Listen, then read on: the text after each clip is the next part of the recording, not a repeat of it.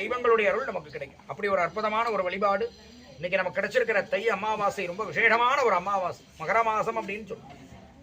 மாதங்களிலே சித்திரைக்கு எப்படி வருடப்பிறப்பு சொல்றோமோ மாதங்கள்ல தை மாதம் ரொம்ப விசேஷமான, தை பிறந்தால் வழி பிறக்கும் அப்படின்னு சொல்லுவோம். அப்படி ஒரு அற்புதமான ஒரு மாதத்துல இந்த அமாவாசை தினத்திலே நம்ம எல்லாருமே கொண்டாடக்கூடிய ஒரு நாளாக இந்த தை அமாவாசை தினம் நம்ம எல்லாருக்குமே ஒரு பொற்காலமான ஆண்டாக இந்த ஆண்டு அமைவதற்கான தருணம்.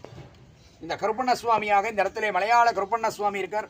மனதார மனமுருக பிரார்த்தனை பண்ணுவோம். பிரார்த்தனை வழியில எந்த தெய்வத்தை நாடி நம்ம வரோமோ அந்த தெய்வத்தினுடைய அருள் நமக்கு கிடைக்க எல்லாம் வல்ல அந்தந்த தெய்வங்களை பிரார்த்தனை செய்து இப்பொழுது யாக வேள்வியிலே நிறையவின்னு சொல்லக்கூடிய மகா பூர்ணாகுதி நாம் கொடுக்கக்கூடிய அவிர்வாகத்தை ஏற்றுக்கொள்ளக்கூடிய தருணம். அக்னியிலே என்ன செய்வார்?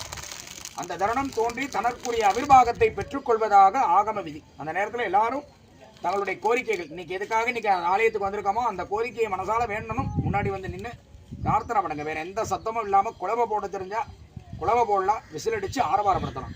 தயவு கூர்ந்து அமைதியாக மனதார பிரார்த்தனை செய்து கொண்டு கலசத்திலே எழுந்தருளி உள்ள மலையாள கருப்பண்ண சுவாமி எப்படி இந்த கலசத்தில் எழுந்திருக்கார் அப்படின்னா, ஒரு கும்பம் வைக்கிறோம் அப்படின்னா ஒரு கடம் அப்படின்னு சொல்லக்கூடிய அந்த குடமாகப்பட்டது சுவாமியுடைய உடம்பு.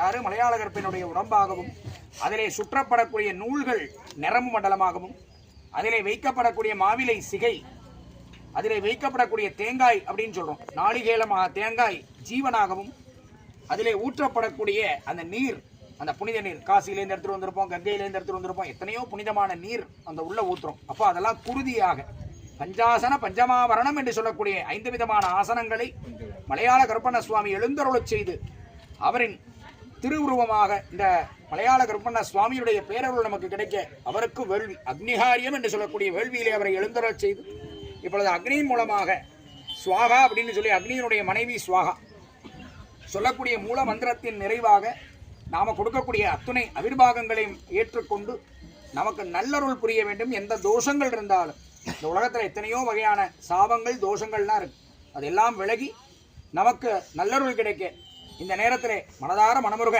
பிரார்த்தனை செய்யும் பொருட்டு மலையாள கருப்பண்ண சுவாமிக்கு நிறையவி என்று சொல்லக்கூடிய மகா பூர்ணாகுதி. ஓம் ஹரஹர நம பார்வதி பததே ஹரஹர மகா